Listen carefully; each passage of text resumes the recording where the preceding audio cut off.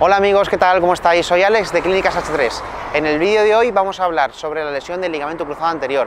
Os hemos creado una serie de 3 vídeos o una trilogía donde vamos a abordar esta lesión desde diferentes puntos de vista y hablaremos, bueno, pues de cosas que si me opero o no me opero, veremos el caso de un deportista profesional, veremos ejercicios. La verdad que es una serie de 3 vídeos que no os la podéis perder, así que si pasáis dentro y me acompañáis, empezamos.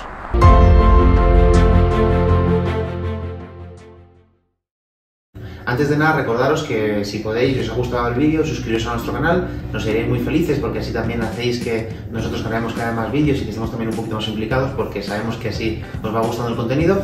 Y bueno, darle al like si os ha gustado y vamos a empezar un poco con este vídeo que os quería comentar. Es una consecución de 3, como os he comentado ya fuera en la calle, es una trilogía, vamos a hablar esta lesión desde estos 3 puntos de vista. Así que sin enrollarme más, vamos a empezar a hablar qué es la lesión del ligamento cruzado y si la tienes, pues un poco cómo abordarla.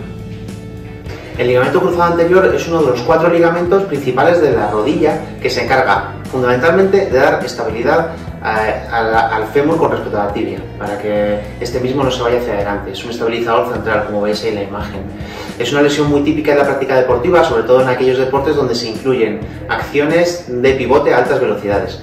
Existen otros factores que pueden influir en la pérdida de control de la estructura, como puede ser, por ejemplo, el contacto con el rival, el medio donde se practica el deporte, la fatiga, el material utilizado, etc.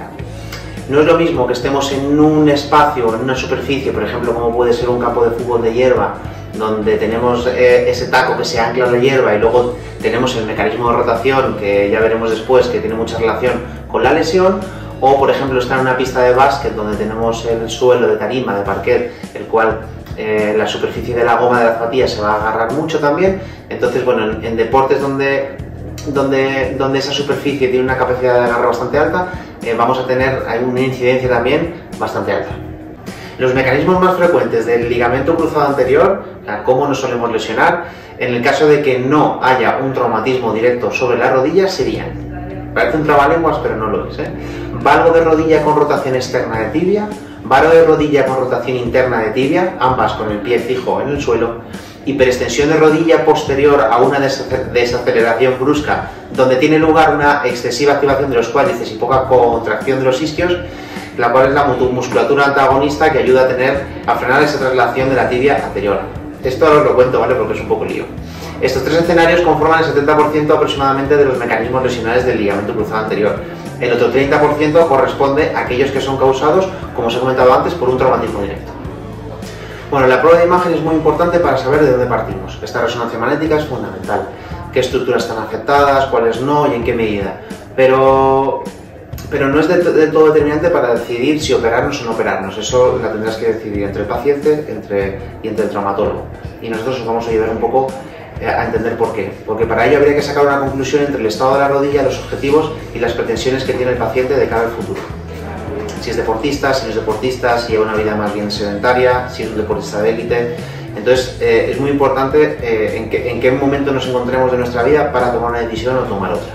Bueno, en cuanto al estado de la rodilla, la primera valoración que se debe hacer, y para eso no hace falta una resonancia magnética, es ver si existe una suficiente estabilidad. Si el paciente te dice que tiene la sensación como que la rodilla se le va, o como que se va a atar los cordones o se va a meter un poco el zapato y nota como que la rodilla se le marcha, o que está bajando un escalón y nota esa inestabilidad, todo eso son síntomas y signos de que ese estabilizador central no está. Luego está claro que después deberemos hacer la resonancia magnética para poder confirmar este diagnóstico, pero bueno, nosotros tenemos en clínica una serie de pruebas y test ortopédicos para poder valorar la movilidad de esa rodilla y si tiene una hipermovilidad en los cajones anteriores, o bueno, en pruebas que nosotros hacemos en consulta, pues podemos valorar si existe capacidad de que este ligamento pues esté roto, ¿no? O parcialmente roto.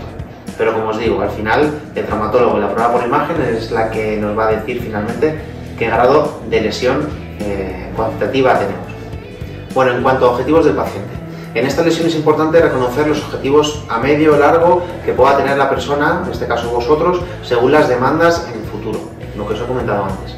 Podemos encontrarnos con situaciones como pues, un deportista que quiere seguir compitiendo de manera regular, bien sea a nivel bajo, a nivel medio, a nivel alto, o deportistas cuyo ejercicio practicado pues, no existe o no haya acciones de pivote. Por ejemplo, puedes tener un cruzado roto y te gusta montar en bici o correr pero en línea recta, sin mucho giro, ni mucho salto, ni mucho pivote. Entonces, bueno, en este caso la situación cambia, porque al no ver ese componente de estabilización lateral, pues sí es verdad que puedes entrenar y correr con un ligamento roto, porque no necesitas esa hiperestabilización de la rodilla. Luego os diremos un poco cómo. Nos podemos encontrar con una persona pues, que quiere llevar un estilo de vida activo sin realizar pues, ninguna práctica deportiva que ponga en riesgo su articulación, una persona que quiere hacer deporte, quiere hacer gimnasio, quiere hacer pues, su deporte, pero tampoco necesita pues eso, una estabilización de rodilla muy severa, ¿no? Pues toda esta valoración y conversación con el paciente pues, es necesaria antes de decidir que la cirugía es la mejor opción, porque se ha visto que no tiene por qué ser. Años atrás se creía que el no operarse tras una rotura del ligamento cruzado pues era sinónimo de artrosis precoz. Bueno, pues esto se ha visto que no es así en diferentes estudios, ¿no? Entonces, bueno, una buena potenciación de cuádriceps, tener una buena musculatura que sea capaz de generar esa estabilización de rodilla, porque la musculatura al final, como os he dicho muchas veces, es la armadura del cuerpo. Si esa armadura la tengo fuerte, si esa musculatura es potente, me va a ayudar a estabilizar la rodilla. Esa estabilización de rodilla, si luego yo no practico deportes de mucha rotación o mucho pivote, pues no necesito el operarme obligatoriamente para poder desempeñar este tipo de deportes. Bueno, ¿y cuándo es necesario sí operar el ligamento cruzado anterior? Pues en el caso pues, que los objetivos del paciente sean los que hemos descrito anteriormente, como os he comentado antes de las prácticas deportivas, o en cambio que la funcionalidad de la rodilla pues ya sí esté comprometida. En este caso la cirugía sí sería la solución. Para ello se recomienda realizar un trabajo preoperatorio enfocado al fortalecimiento del tren inferior y core. Nosotros hemos visto mucho, además lo vais a ver también en el vídeo que hemos preparado con uno de los jugadores, con Carlos Beovilis, con uno de los jugadores profesionales, donde os queremos enseñar realmente el trabajo que se hace de forma preoperatoria. ¿Por qué os quiero enseñar esto? Porque es muy importante, porque si nosotros desde que nos lesionamos hasta que nos operamos puede pasar un mes, mes y medio en algunos casos o 2 meses y no hacemos nada de actividad porque estamos lesionados, pues entonces generalmente se suele perder el 20, el 30% de la masa muscular. Entonces, si nosotros partíamos de que teníamos un 100% de masa muscular y ya perdimos un 30%, entonces nos quedamos con un 70, 65% y ahí nos operamos, cuando ya existe la operación y en los primeros días después de operarnos, las primeras semanas donde prácticamente vamos a hacer muy poquito a nivel de fortalecimiento, vamos a perder más masa muscular. Entonces, cuando queremos empezar a muscular esa rodilla, nos encontramos con un cuádriceps o con una musculatura que a lo mejor está al 50% o está al 45%. Entonces, la recuperación se ralentiza, el proceso es más doloroso, es más lento y se hace más pesado. En cambio, si empezamos con una rodilla que tenemos la lesión, pero durante ese periodo antes de la operación la seguimos potenciando y seguimos trabajando con ella, porque recordemos que la rotura del ligamento cruzado anterior solamente lo que genera es una pérdida de estabilidad de rodilla, pero realmente la rodilla sigue funcionando, a no ser que tengamos pues, otra estructura rota como puede ser un menisco, ¿no? O algún ligamento lateral, pero en principio si solo tenemos roto el ligamento cruzado anterior, solo tenemos un problema de estabilidad. Entonces tú puedes seguir entrenando y puedes seguir potenciando. No es lo mismo una rodilla que entre en quirófano con un nivel de potenciación alta, que luego después cuando empiece la recuperación ya no partimos del 55% de masa muscular, sino que vamos a partir del 80%, porque sí es verdad que las semanas después, como os acabo de decir, se pierde algo de masa muscular, pero si tú ya la has ganado o has estado trabajando con ella antes de la operación, pues cuando empiezas a fortalecer esa rodilla, pues ya partimos con un nivel de masa muscular bastante óptimo, por lo cual la recuperación es mucho más rápida, menos dolorosa y más efectiva. Bueno, imaginaos que nos hemos operado, ya estamos operados y entonces vamos a dividir el protocolo de rehabilitación en 5 fases, principalmente. Primera fase, recuperación de la cirugía. Vamos a recuperarnos bien, vamos a trabajar la cicatriz, vamos a drenar bien. Luego, segunda fase, fortalecimiento y control neuromuscular.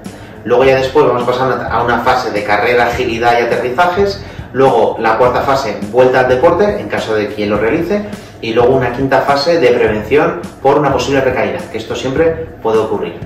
Siguiendo el protocolo que utilizamos para este tipo de lesiones, nos aseguramos una buena recuperación de la estructura dañada. Si se trata de una lesión cuya rehabilitación es larga y tediosa, como esta, pues tenemos que tratarla desde un inicio con la supervisión de un profesional, la cual va a disminuir considerablemente posibles molestias, disminución del rango, falta de fuerza y estabilidad o incluso recaídas. Yo os cuento un poco mi caso personal. Yo me rompí el cruzado jugando al fútbol hace ya algunos años y bueno, la verdad que viví en primera mano lo que es una rotura de cruzado, lo he sufrido, lo he vivido, se sale de esto, de todo se sale Sí es verdad que la lesión es larga y bueno, puede parecer pesada y bueno, la verdad que hay que empatizar mucho con la persona que la está sufriendo, porque la verdad que bueno, que al principio se le viene un poco el mundo encima porque piensa todo el tiempo que le viene por delante, ¿no? Pero de verdad, al final recuperas todo. Yo he vuelto a jugar, he vuelto a correr, he vuelto a saltar y bueno, al final no vivo del fútbol, pero bueno, vivo de la fisioterapia. Así que no os preocupéis, de verdad que hemos pasado todos por esto y se sale de esto y además muy bien, ¿eh?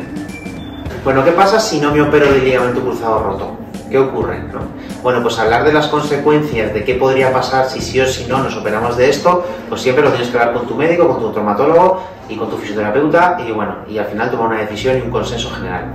Si finalmente tras la valoración completa con el paciente, con vosotros, decidimos no operar y escoger el tratamiento conservador, pues empezaríamos a trabajar con un protocolo de rehabilitación donde los objetivos principales pues serán bajar la inflamación con técnicas tanto manuales como con apatología que utilizamos en clínica, aumentar el rango articular e ir fortaleciendo